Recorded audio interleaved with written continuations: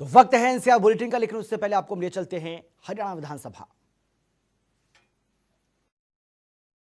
खड़ा हुआ है जिसको चुनावों के अंदर याद किया जाता है।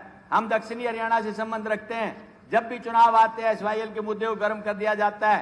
आज तक आपकी सरकार ने उस पर कोई कार्रवाई नहीं की, जबकि सुप्रीम कोर्ट ने भी आदेश दे दिए। मुझे तो आज ऐसा लगने लगा है कि पानी तो हमारे आएगा, लेकिन हमारे खेतों में नहीं, हमारी आंखों के अंदर आएगा। ये हमारे एसवाईएल का भाव है।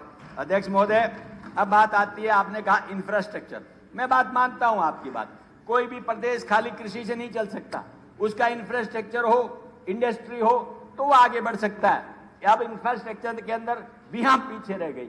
एक छोटी सी बात मैंने सदन के अंदर कही थी कि दादरी से नारनौल तक का 4 लेन, माननीय मुख्यमंत्री महोदय, उप मुख्यमंत्री महोदय के सदन पर विश्वास के बावजूद भी आज तक उसके ऊपर तलवार लटकी हुई है कि होगा या नहीं होगा।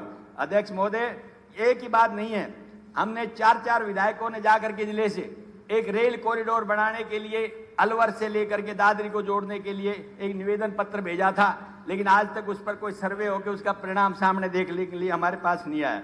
अध्यक्ष, क्या हुआ सर्वे? चलो कोई बात नहीं। अध्यक्ष महोदय, बात आती है इंडस्ट्री की, क्योंकि खाली कृषि से काम नहीं चलता। जब तक कृषि के साथ में उद्योग नहीं होगा तो न तो जीडीपी बढ़ेगी न रोजगार बढ़ेगा। लेकिन अफसोस की बात यह है कि इस कोरोना के बाद एक ऐसी परिस्थिति पूरी दुनिया के अंदर हुई कि भारत जो 6ठे नंबर पे एक इकोनॉमी के नाम से जाना जाता है, लोगों का आकर्षण चाइना से हट करके हिंदुस्तान की तरफ आया, लेकिन आने से पहले उसका ध्यान था सिर्फ दिल्ली पर, और दिल्ली में एनसीआर पर, और एनसीआर पर 3 तरफ से घेरने वाले हरियाणा के ऊपर, कि वहां जाएंगे तो हमें क्या मिलेगा।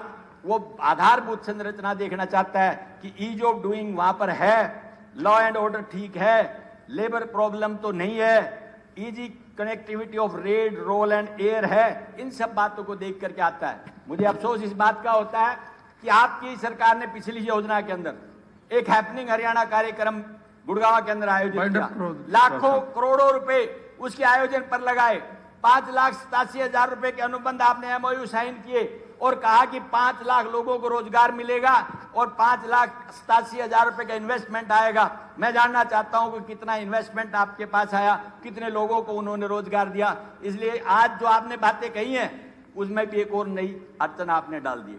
5 साल का डोमिसाइल। अध्यक्ष महोदय, 15 साल का बोनाफाइड डोमिसाइल पूरे हिंदुस्तान में बनता है।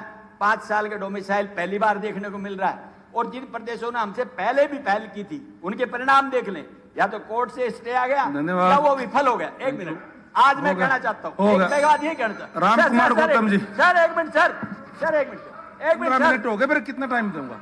टाइम कैसे दे पाएंगे फिर सबको? लास्ट 1 मिनट में आप कंप्लीट कर दें। 1 मिनट में, 1 मिनट। गौतम साहब बैठे। हाँ, गुड़गांवा, बहादुरगढ़ और आपका सोनीपत आने वाले समय में आपके हाथ में नहीं रहेगा। हम हरियाणवी एक, हरियाणा एक की बात आप समझ से भूल जाएं। इसलिए मैं कहना चाहता हूं कि जो 75 का आंकड़ा आप लगाते, पहले भी विफल होकर 40 पे आए थे, इसमें भी 75 के आंकड़े से आप विफल होकर के रहेंगे। इसको हटा दें और जो अच्छा कानून है वो आप सामने लेके आए। अब आप ज्यादा कह रहे हैं तो कुछ मांगे रख के 3-4, और मैं एक शेर के माध्यम से अपनी बात को खत्म करूंगा।